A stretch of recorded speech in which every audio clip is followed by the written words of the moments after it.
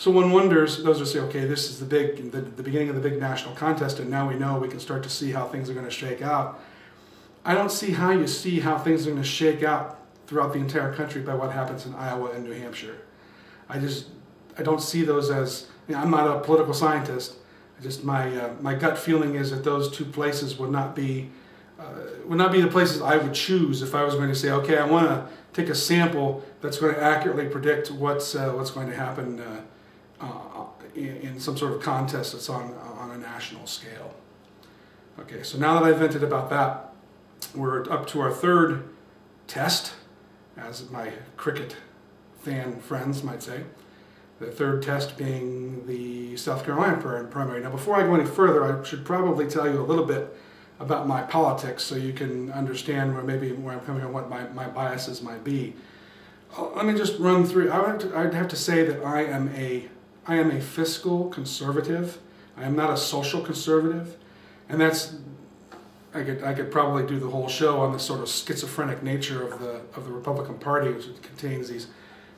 On the one hand, fiscal conservatives who say, we should limit the size of government, be very careful what we spend our money on, and they're hooked up with these social conservatives who say, oh yeah, we want to do that. Plus, we want to get rid of the gays, and we want to make kids pray in school, and we want to make abortion a crime, and et cetera, et cetera. So it's very, but they need each other. They can't win elections without each other. They need those numbers. So it's this very sort of odd dance. And the same thing occurs, I think, on the other side too with the Democrats. Maybe not quite as stark of a difference, but there you have sort of I don't know what name you would give. The extreme sort of side is the progressives, who want to attack everything. The government is their weapon of choice. You attack everything with government. And I guess the other would be the sort of I don't even know if centrist is the right word, or you want to preserve the government's safety net. That there are certain that the government is a good instrument for curing social ills, whereas the progressives would say that government is the only instrument for what I just said, something about something about social ills, solving social ills. As I said, in general, my opinion would probably be that less government is better.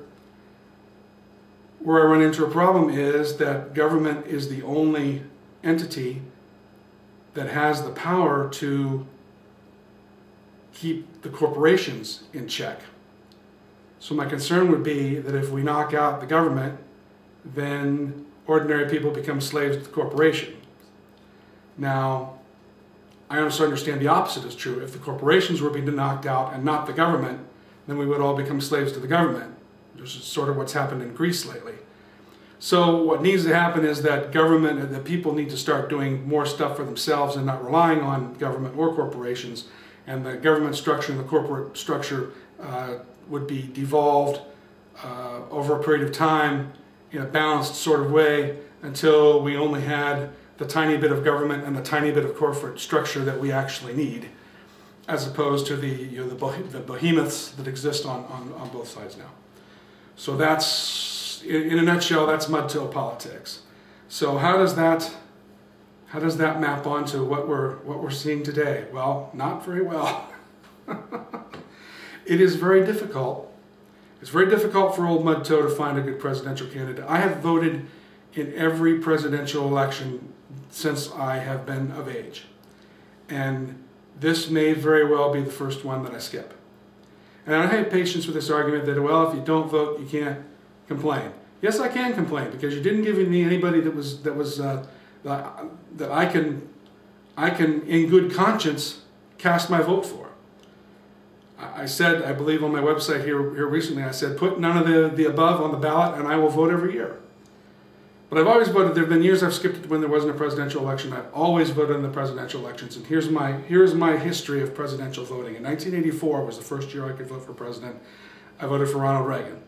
88 I voted for George H.W. Bush. 92 I voted for Ross Perot. 96 Ross Perot. 2000 George W. Bush. That's probably the only presidential vote that I actively regret. I voted for George W. Bush because it was the lesser of two evils. I thought that he would be better for the country than Al Gore would be. I now cannot say that I'm at all certain of that. I don't know how Al Gore would have handled things, but I can't imagine he could possibly have done a worse job than George W. Bush. And poor George, he did actively screw up a number of things too. So that was the only one I can honestly say 2000 is the only one that I actively regret. I kind of wish I had that one back. But here, need a drink of water. Hold on. Yes, see, Iggy can get a drink of water when he wants one. He can have Rosa talk while he takes a drink of water. Me, I gotta stop the show if I want to get a drink of water.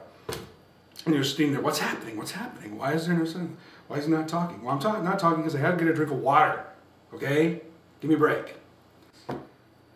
And that's sort of why I'm disengaged from it. It seems like the more rational thing, the more effective thing to do is just to start gathering together and doing things for ourselves. Start growing food for ourselves.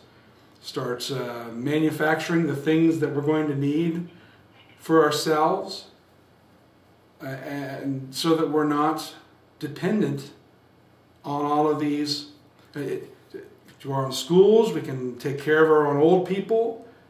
All these things that we're either going to be dependent on the government or a corporation or both to provide for us, to provide a way for us to live. Each day that passes with that system in place, we lose more freedom, a little more freedom each day, until one day either government wins or corporations win the big battle and we're enslaved, either to the corporations or to the government, depending on who wins. So, I'm running out of time on that cheerful thought. Please come back next week. I'm going to be doing one of my famous cell phone shows because I'm going to be out of town. I'm going to be visiting my parents. So, tune in. I'll be talking about something really interesting and hopefully more cheerful than what I've been talking about this week. Please send me a message on my Facebook page. I'd love to hear from you. Thanks for tuning in, and we'll talk to you next week. Bye-bye.